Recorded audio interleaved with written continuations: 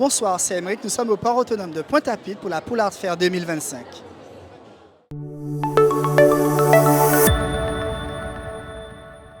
Les grandes vacances arrivent à grands pas, et avec elles, les festivals musicaux et artistiques.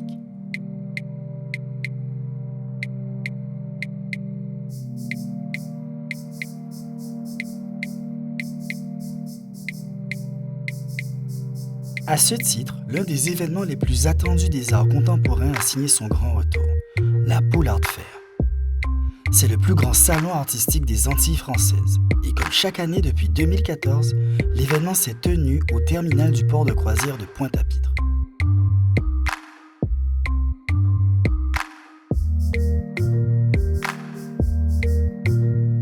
Oui, bonsoir. Alors, je m'appelle Patricia Lelia.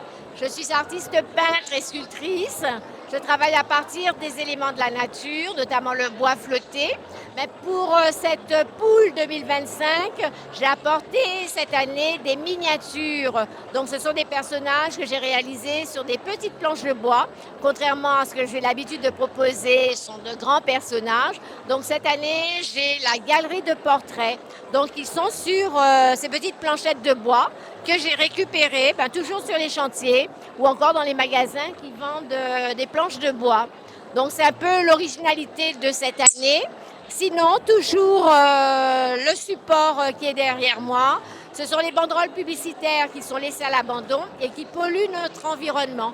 Donc c'est une démarche éco-citoyenne et voilà, l'art donne une seconde vie à ces matériaux qui sont voués normalement à la déchetterie.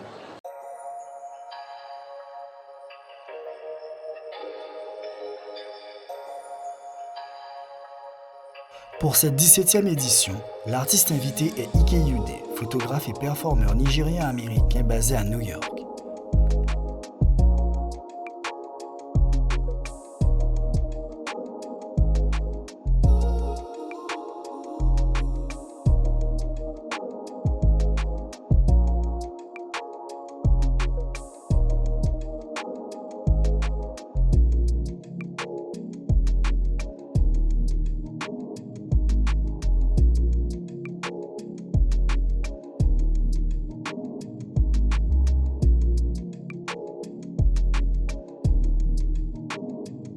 Teddy Riner a marqué de sa présence cette 17e édition.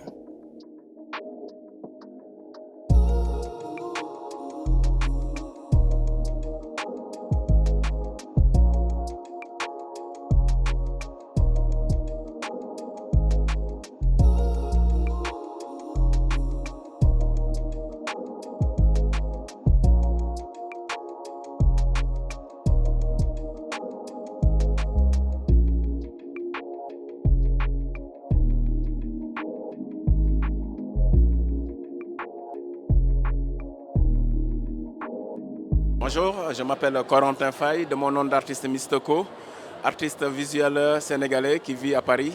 Je suis venu pour la Pool Art Fair sur l'invitation de Thierry Allé et j'ai présenté pour cette édition les réfugiés du Sahel. Donc, sur le thème des réfugiés du Sahel, j'ai travaillé le côté ancestral même et très spirituel de ce peuple sahélien avec ce tableau qui signifie les esprits du Sahel. Et aussi, j'ai continué dans la même mouvance avec cette composition qui parle de la relation entre la femme et l'enfant. Et juste derrière moi, j'ai représenté aussi cet enfant, Agar, très innocent, qui vit dans une situation, tout un chacun peut imaginer ce qu'il pense, ce qu'il voit.